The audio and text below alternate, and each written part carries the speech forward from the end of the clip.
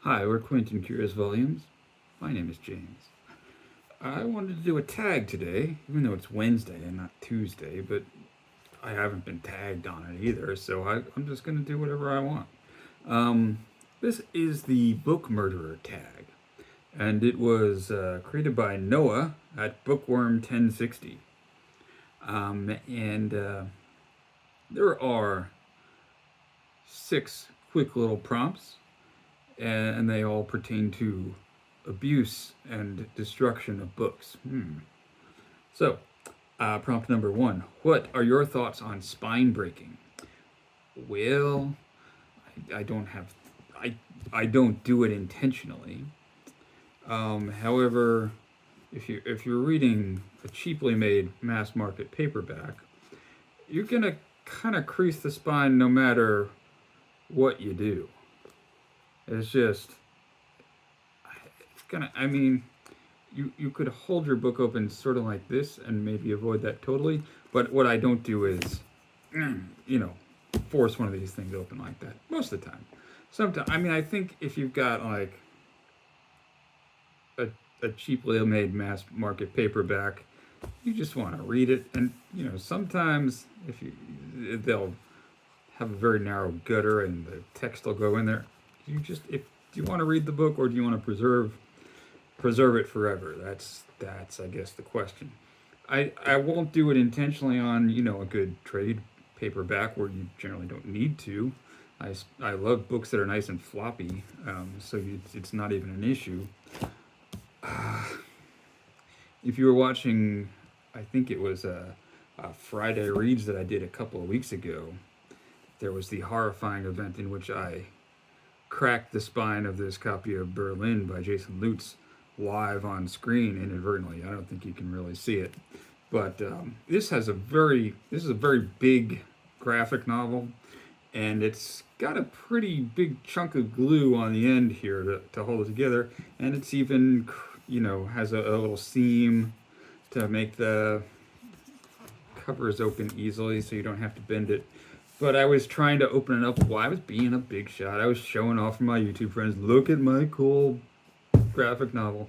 And I was trying to open it up really wide, and I heard it crack. Actually, it was kind of sad. So I'm sorry. That must have been difficult for you to watch. Hopefully, Shawn D Standfast, if he watches, he will let me plead down to manslaughter and escape the death penalty.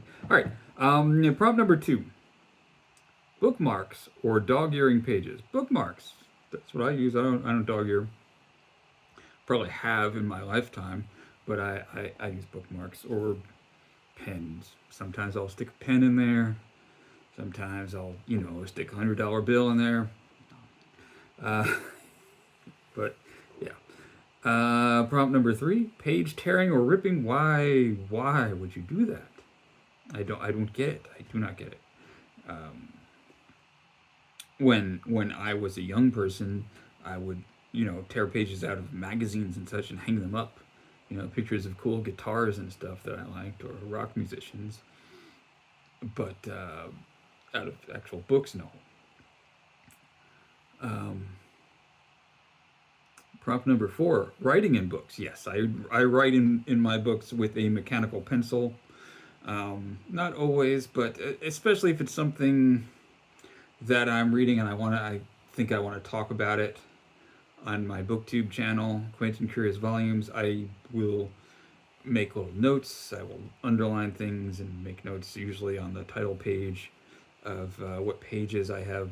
If I want to read an excerpt, where that is. And sometimes just for my own, follow this theme along, something like that.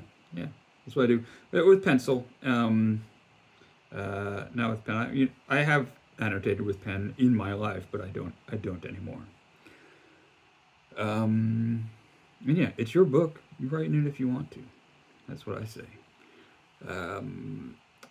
But don't do it in library books, because that's not your book. Okay. Prompt number 5: ripping covers and bookbinding. I wouldn't rip a cover off of a book on purpose. And bookbinding, I've never had an old antique book that needed to be bound. I was thinking about this prompt, and I remember reading, and this was probably 15 years ago or so, when I was in grad school. So yeah, maybe more than 15 years ago.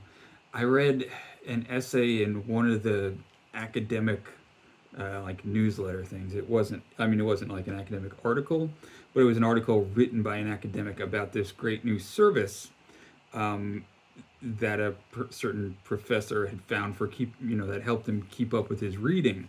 So you get a bunch of these university press books and you want to keep up with reading them, and what this service did was you would take you get a stack of books and you put them in a box and you mail it to this company, and they would they had a machine that sliced off the binding and the cover, and so you just had the text block, and they fed it into a machine that scanned it to a PDF and would then deposit that PDF wherever you wanted. If for him it was his Dropbox account, so he had a folder in his Dropbox that he gave them access to. So basically, he mailed his books away.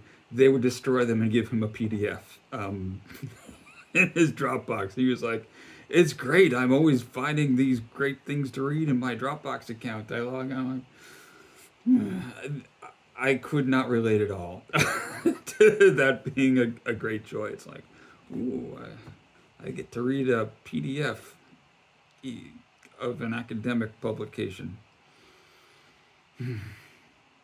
Anyway, not for me, but I wonder if that service still exists.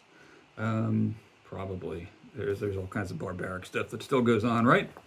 So yeah, so that's why I have prompt number 6 is tag some people. All of my favorites have already done this. Well, maybe not all of them, but look, if you're watching, you want to do this, go ahead and do it.